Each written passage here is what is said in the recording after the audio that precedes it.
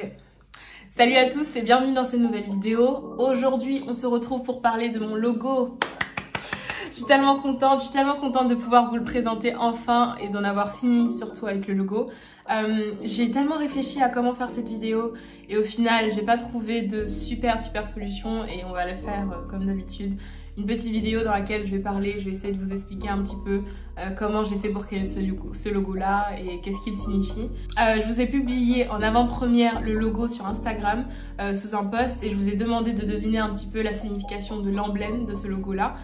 Du coup, si vous ne me suivez pas encore sur Instagram, suivez-moi sur Instagram, c'est Muriel Tiegang et je pense que c'est beaucoup plus intéressant parce que du coup, je publie pas mal de choses en avant-première dessus et c'est beaucoup plus facile d'échanger sur Instagram. Donc, suivez-moi sur Instagram, Muriel Tiegang et voilà. Ce que j'ai appris tout premièrement quand je réalisais ce logo-ci, c'est qu'au tout début, j'ai réalisé le logo, je me disais que je voulais un logo très beau et je voulais un logo magnifique, parfait, tout comme pour le produit au tout début, quand on se dit qu'on va créer le meilleur produit du monde, alors que c'est pas du tout le cas et c'est pas du tout l'intérêt. Et en fait, plus j'allais dans la construction du logo, moins j'étais satisfaite des logos qui m'étaient proposés et plus au final je me suis concentrée sur l'essentiel. Je me suis dit pourquoi un logo existe, à quoi ça sert. Et c'est là que j'ai commencé à comprendre et que c'est là que j'ai trouvé mon orientation. C'est le fait que je voulais un logo simple, que les gens pourraient comprendre facilement. Parce qu'au final, le logo, c'est un peu l'emblème de la marque, c'est un peu le représentant de la marque visuellement. Donc je voulais qu'il soit simple pour que tout le monde puisse le comprendre. Et également qu'il transmette le message de ma marque, bien sûr, parce que pareil, c'est le représentant de ma marque et je veux qu'il transmette le message de ma marque qui est la valeur d'essayer d'apporter un peu plus de diversité dans le monde des cosmétiques, ainsi que mettre en avant, valoriser la flore africaine, ainsi que le savoir-faire français. Donc tout ça, je voulais que ce soit condensé et que ça se retrouve dans ce logo-là. Donc le premier commentaire que j'ai eu sur un post Instagram, sur mon post Instagram, qui a eu 3 likes, donc je suppose que pas mal de personnes partagent cet avis-là, c'est le commentaire de Little Witch Leila, qui est une fille qui me suit pas mal sur YouTube et qui est trop mignonne, qui est tout le temps en train de m'encourager, donc merci Leila. Donc ce qu'elle a dit c'est je vais me risquer à dire que l'emblème représente un soleil se levant sur une nouvelle terre, une terre utopique. Je trouve ça tellement joli, tellement joli. Et oui, donc elle a réussi à deviner qu'il s'agissait d'un soleil. L'emblème, c'est-à-dire le petit symbole qu'on a au-dessus du Utopia Paris qu'il y a au-dessus du logo. C'est donc un soleil. Ce soleil-là m'a été inspiré, vous voyez, de l'Afrique tout simplement. Ce soleil représente l'Afrique premièrement. Et en fait, je me suis dit que pour moi, l'Afrique, ça représente un petit peu le continent chaud, chaleureux, que ce soit par les gens ou que ce soit par la température et la géographie.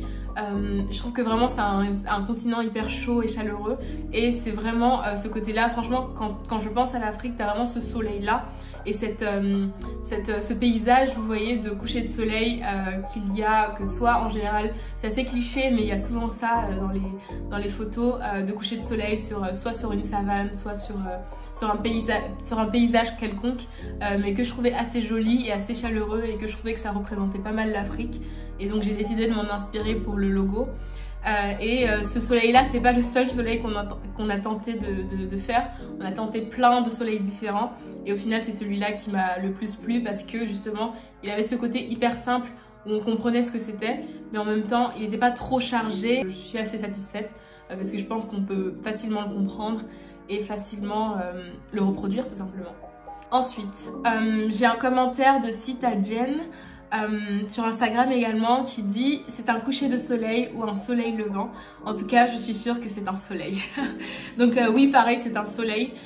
Et donc vu qu'il a été inspiré, vu que j'ai envoyé en fait pour le créer, j'ai envoyé des inspirations, des photos, un petit mood board à la graphiste.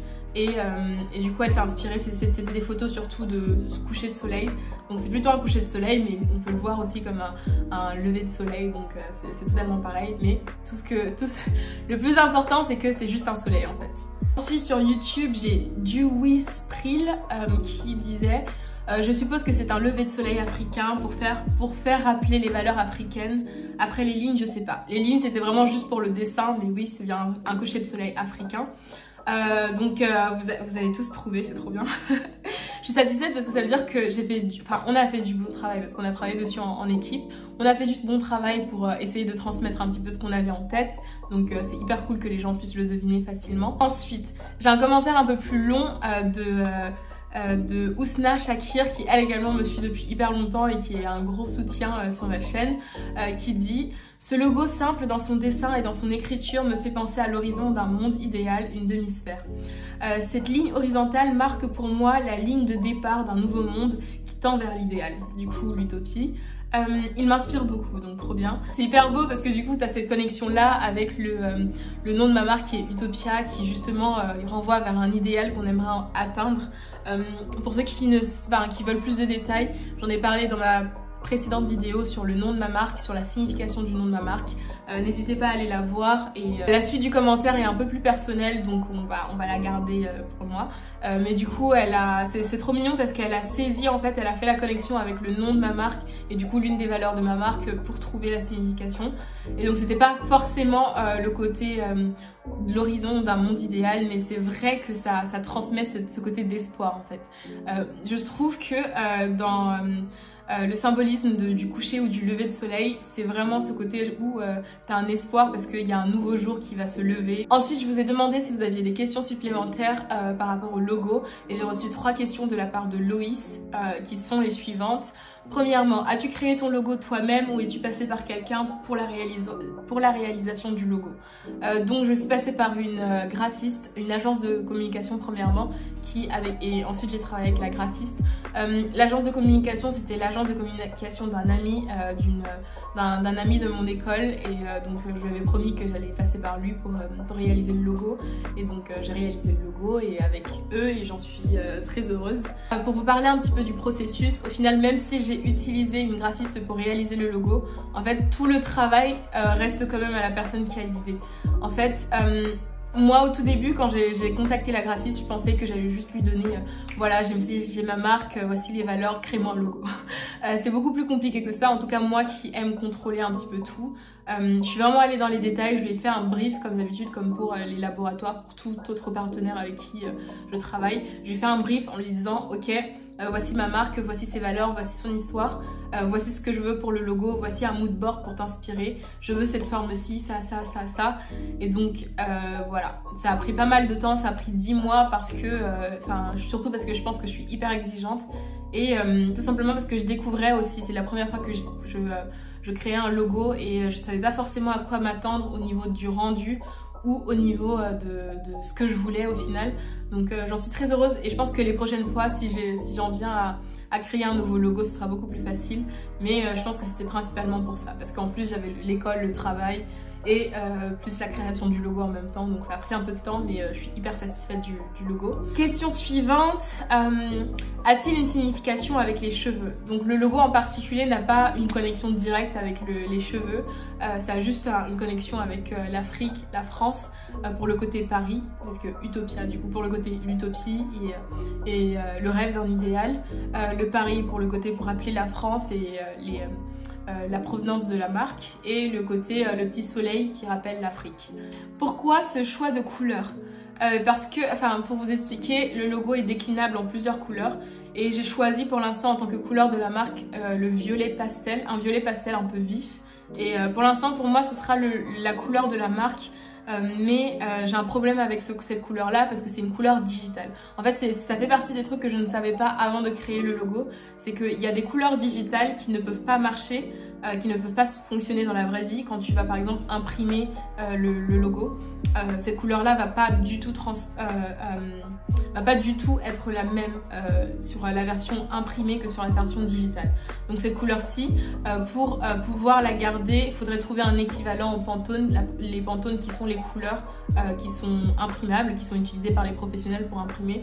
C'est-à-dire que cette couleur de logo, si ensuite je veux créer mon packaging avec le pot du cosmétique, avec le packaging violet dessus, cette couleur ne va pas du tout apparaître pareil. Mais c'est pas grave parce que pour l'instant j'aime beaucoup cette couleur là. Pour l'instant Le compromis que j'ai trouvé, c'est d'utiliser cette couleur-là principalement sur tous les supports digitaux, que ce soit sur le site internet, que ce soit sur les réseaux sociaux, que ce soit pour tous les posts et tout. Et ensuite, pour imprimer et pour tous les autres supports qui seront un peu plus physiques, on restera sur le logo en noir et blanc. Et on verra comment ça se passe. Mais pour l'instant, le seul hic de mon logo, c'est que la couleur que j'ai choisie, le violet que j'ai choisi, n'existe pas dans la vraie vie en fait. Et pour l'instant, impossible à voir en fait dans la vraie vie en version imprimée. Et sinon au niveau de la signification de la couleur que j'ai choisi cette couleur, enfin au tout début j'étais plutôt vers des couleurs plutôt chaudes, plutôt vers le jaune, orange ou le jaune moutarde un petit peu, parce que pour rappeler encore ce côté-là, l'Afrique pour moi c'est genre c'est la chaleur, c'est vraiment une couleur plus chaude et je voulais plus une couleur chaude, mais au final je suis allée vers quelque chose de plus moderne qui avait également, en fait au tout début j'hésitais avec une couleur chaude vers le jaune ou le orange ou ou le violet, parce que le violet également ça avait une connotation un peu dans l'utopie qui est, enfin le violet c'est censé être la couleur un petit peu du rêve et l'utopie c'est vraiment le rêve d'un idéal, c'est vraiment c'est plus ou moins un rêve et je me suis dit que je voulais utiliser cette couleur là. Mais au tout début je penchais plutôt vers le orange jaune parce que je trouvais ça plus chaleureux, mais j'aimais pas trop le rendu des logos avec en orange ou en jaune parce que je trouvais pas ça assez moderne et ça faisait pas assez cosmétique pour moi. Et au final, après 1 milliard d'essais de violets différents, on a trouvé ce violet-ci. C'est moi qui l'ai choisi, ce violet-ci, et au final c'est celui qui me plaît pour l'instant. Je pense que si dans le futur je suis plus satisfaite du logo ou de la couleur, je peux la changer sans problème, il faudra juste adapter ça par la suite, mais pour l'instant je suis hyper satisfaite du logo, je suis hyper contente. C'est fou comment un petit truc comme ça a pris autant de travail à faire, mais voilà. Pour vous récapituler un petit peu, ce logo-ci, c'est un mélange de l'Afrique, les valeurs africaines de ma marque, avec la représentation du soleil, ainsi que l'origine française de ma marque avec le Paris et ce côté utopique avec la couleur violette qui est une couleur qui symbolise le rêve et le côté utopie. Voilà. J'espère que cette vidéo vous aura plu. Je sais pas pourquoi, je suis hyper excitée de parler de mon logo, mais j'ai eu du mal à faire cette vidéo parce que je savais vraiment pas avec quel format le faire. Mais j'espère qu'elle vous plaira et j'espère que vous aurez apprécié de toute façon. On se retrouve très bientôt dans une nouvelle vidéo. J'en ai marre de cette mouche. Ah, bye.